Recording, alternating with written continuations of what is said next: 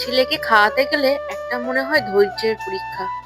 যে কি ধৈর্য ধরে খাওয়াতে হয় সেটা শুধু আমিই জানি। এই দেখুন, আমি খাবারটা নিয়ে এসেছি, ক্যামেরাটাকে নিয়ে গেলাম, দেখুন গান চালিয়ে দিয়েছি, চুপ করে হচ্ছে কি গান শুনছে এখানটায়।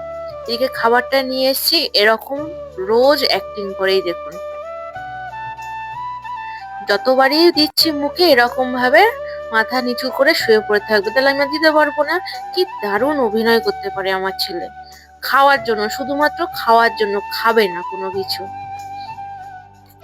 এরকম ঘুরিয়ে ঘুরিয়ে খাওয়াতে আমার 1.5 থেকে 2 ঘন্টা টাইম লাগে। এরকম অ্যাক্টিং করবে, এরকম শোবে, চুপ করে খেলা করবে, মুখ খুলবে না, ঢোক মারবে না, ঠিক এরকম করবে। দেখুন যতবারই দিচ্ছি ঠিক সেরকমই এরকম মুখ নিচু করে নিচ্ছে। আর দেখলাম যে হিসি করেছে, এদিকে জামা প্যান্টটাকে খুলে দিচ্ছি, কারণ হচ্ছে কি ঠান্ডা লেগে যাবে।